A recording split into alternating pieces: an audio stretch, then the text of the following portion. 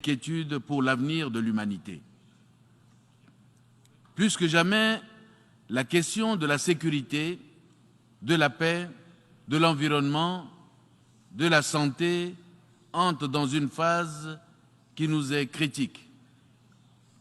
Cependant, les signaux d'alerte sont méprisés au profit des intérêts économiques, géopolitiques et géostratégiques. Monsieur le Président, le rôle des Nations unies n'est-il pas de transformer le monde, de le rendre plus juste et plus sûr, et de garantir la dignité de chacun de nous, quel que soit le contexte mondial? En effet, les nombreux foyers de tension et de crise dans le monde interpellent notre conscience collective et nous renseignent par ailleurs que notre organisation est le produit d'une ère révolue.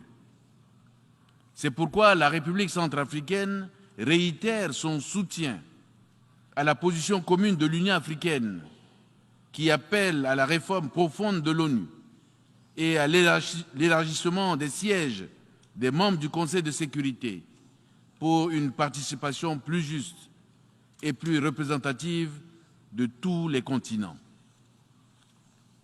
Monsieur le Président, la protection de l'environnement, c'est-à-dire de notre cadre de vie, est l'un des défis interdépendants que nous devons absolument relever.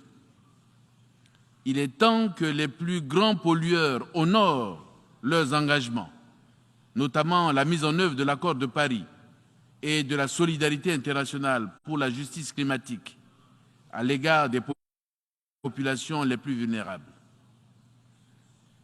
Monsieur le Président, le Covid-19 nous a enseigné que la sécurité sanitaire mondiale est un impératif pour toutes les nations sans exclusive.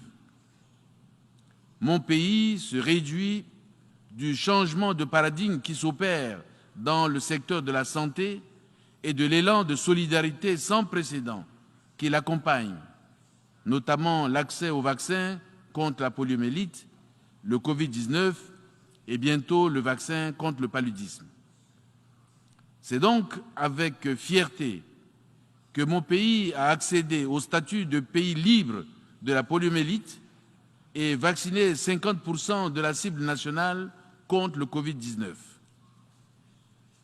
Je salue et encourage l'initiative de santé et de préparation aux urgences mise en œuvre par l'Organisation mondiale de la santé. La République centrafricaine est fière d'en être l'instigatrice et le premier pays pilote avec des retombées tangibles sur l'amélioration de sa capacité à gérer des épidémies. Monsieur le Président, la République centrafricaine a vu son élan vers le développement ralenti ces dernières années par de graves crises sécuritaires et sanitaires exacerbées par le déficit persistant d'appui financier de la part de la communauté internationale, entraînant notamment la perturbation des productions agricoles, forestières et minières. Dans sa situation d'État fragile, confronté à l'insécurité alimentaire et à un déficit criard de ressources matérielles et humaines, la République centrafricaine continue de consentir d'énormes sacrifices afin d'améliorer sa gestion macroéconomique et sa gouvernance fiscale. Ainsi, avec l'appui des partenaires, mon pays a su mettre en place des réformes ambitieuses permettant de renforcer la mobilisation des recettes et l'optimisation des dépenses publiques. Mon pays attend le rétablissement du programme de facilité élargie de crédit suspendu par le Fonds monétaire international afin de soutenir l'amélioration des ressources domestiques pour faire face à l'absence des appuis budgétaires des partenaires techniques et financiers et la digitalisation des menus recettes. Des pistes de solutions restent à explorer à travers des mécanismes régionaux et internationaux. dans un esprit d'interdépendance afin de relever les défis du développement des infrastructures physiques, transport, énergie, eau, éducation, santé, par la mise en œuvre des programmes adaptés et la mobilisation de financement à travers le partenariat public-privé. Des défis de l'accès au marché des capitaux pour le financement des projets de développement dans le cadre du partenariat État-secteur privé. De développement et de la coordination des politiques commerciales et des relations économiques avec les autres régions. Des défis de l'appui au système éducatif par la formation des formateurs et la création des centres de formation professionnelle. De développement d'une économie résiliente capable de résister aux chocs internes et externes à travers la diversification de l'économie et l'appropriation des nouvelles technologies. Des défis de développement des mécanismes de financement innovants, destinés à la fois à l'agriculture et au climat, afin d'améliorer l'accès au capital financier nécessaire pour développer le secteur agro-pastoral. Défis de promotion des solutions et approches intelligentes face au changement climatique et adaptées au contexte national. Monsieur le Président, la République centrafricaine est le premier pays d'Afrique à adopter le Bitcoin comme monnaie de référence paiement numérique et le premier au monde à adopter à l'unanimité le projet de loi régissant les crypto-monnaies. Cette initiative ambitieuse et innovante présente un potentiel énorme pour repositionner l'économie, améliorer les perspectives aux horizons et à des solutions qui vont au-delà du conventionnel. Il est établi, Monsieur le Président, que la République centrafricaine contribue à la recherche des solutions porteuses de changement pour relever les défis interdépendants avec plus d'engagement et de conviction. À cet égard, plusieurs réformes et initiatives courageuses ont été entreprises avec l'appui des partenaires internationaux en vue de renforcer l'état de droit et restaurer l'autorité de l'État sur toute l'étendue du territoire.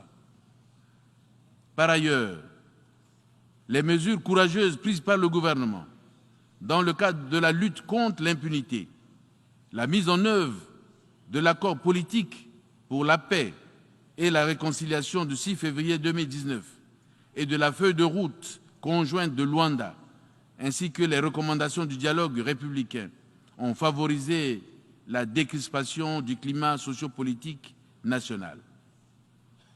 Fidèle à ses engagements internationaux, la République centrafricaine a aboli la peine de mort le 1er juin 2022 et adopté le 31 août de la même année une loi relative à la lutte contre la traite des personnes ainsi qu'un code de la protection de l'enfant. Monsieur le Président, c'est avec un intérêt particulier que j'ai noté la condamnation ferme par le Conseil de sécurité dans sa dernière résolution 2648-2022 du 29 juillet 2022 des attaques perpétrées contre les paisibles populations civiles par les groupes armés. Je note également avec satisfaction la position du Conseil à l'encontre des réseaux transnationaux de trafiquants qui continuent d'approvisionner les groupes armés en armes de tout calibre, en me félicitant des avancées significatives qui ont permis de lever substantiellement l'embargo sur les armes imposées à nos forces de défense et de sécurité. Je tiens à transmettre la gratitude du peuple centrafricain à tous les pays amis et frères qui soutiennent fermement notre demande de levée totale de l'embargo. Je déplore cependant les manœuvres tendant à légitimer les groupes armés et à maintenir insidieusement l'embargo. À qui profite le crime? Monsieur le Président, La République centrafricaine a beaucoup souffert des erreurs d'appréciation et des désinformations qui ont malheureusement trop duré. La jeunesse centrafricaine constitue une réserve d'élite qui n'attendent que la paix et la sécurité pour développer leur pays. Je tiens à dénoncer les campagnes de désinformation et de manipulation tendant à décrédibiliser puis à déstabiliser par la force les institutions démocratiques de la République centrafricaine. Ces campagnes menées par certains médias internationaux sur fond de néocolonialisme aux contours flous et menaçants, dont le succès tient moins à leur véracité qu'à des ficelles rhétoriques éprouvées, sont uniquement motivés par la préservation des intérêts géostratégiques et géopolitiques de certains États, loin des intérêts vitaux du peuple centrafricain. La République centrafricaine réclame de ses partenaires un rapport de confiance et de respect mutuel. Elle est toujours disposée à coopérer avec tous les pays du monde pourvu que ses intérêts vitaux et sa souveraineté soient respectés. Je souhaite donc plein succès à nos travaux.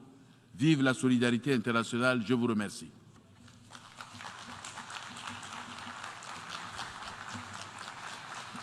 En nombre de la Asamblea, deseo agradecer al jefe de Estado de la República Centroafricana la declaración que acaba de formular y pido a protocolo que acompañe a su excelencia.